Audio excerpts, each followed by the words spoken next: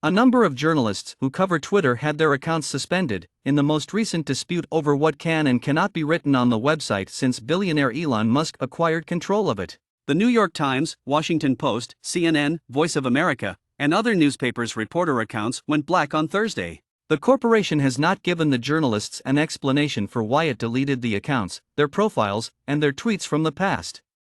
Musk, though, accused journalists of disclosing personal information about his movements on Twitter on Thursday night, calling it essentially assassination coordinates.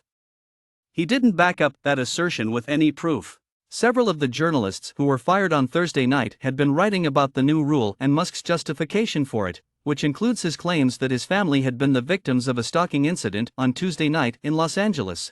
Additionally blocked was the official Mastodon account, a decentralized social network marketed as a substitute for Twitter. Although it had tweeted about the jet tracking account, the rationale was unclear. On Thursday, Musk tweeted, "Same doxing regulations apply to journalists as to everyone else.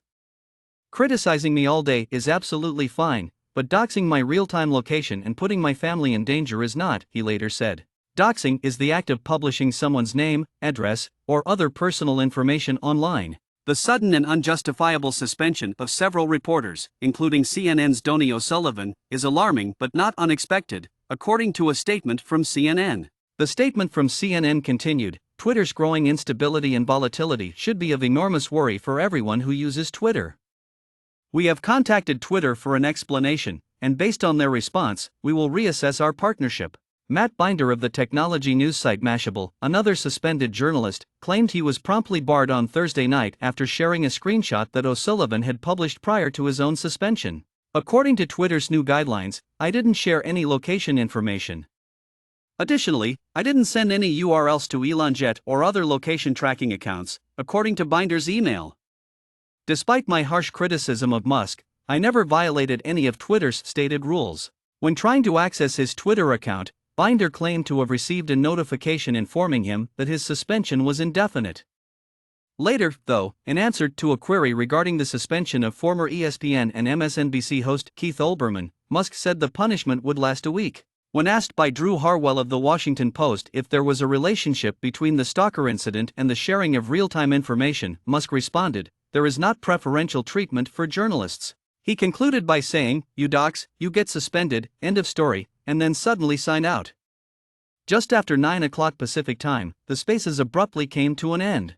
At 9:14 p.m. Pacific Time, presenter Notopoulos tweeted, "Sorry, it looks the space cut out. Screen was suddenly blank on my end and everyone got booted." Another suspended reporter, Steve Herman of Voice of America, said he assumes he was banned because I was tweeting about other journalists being suspended for tweeting about accounts being booted that had linked to the ElonJet feed. He has pledged to uphold free speech and to reinstate prominent accounts that have previously broken Twitter's policies against harmful disinformation and hate speech, but he has also stated that he will stifle negativity and hatred by denying some accounts their freedom of reach. The nonprofit Committee to Protect Journalists, which represents journalists all over the world, expressed worry about the suspensions on Thursday night. This would be a major breach of journalists' freedom to report the news without fear of retaliation, the group claimed, if it were verified to be retaliation for their work. Vera Jourova, a commissioner for the European Union who oversees the 27 nation blocs' work on values and transparency, too had something to say. Elon Musk should be aware of that, Jourova remarked. Red lines are present. Sanctions are coming soon. The German administration made additional criticisms. It stated that press freedom must not be switched on and off at will and that it had an issue with not being able to follow the suspended accounts. The ministry launched an account on Mastodon, according to spokesman Christopher Berger, to ensure we stay approachable.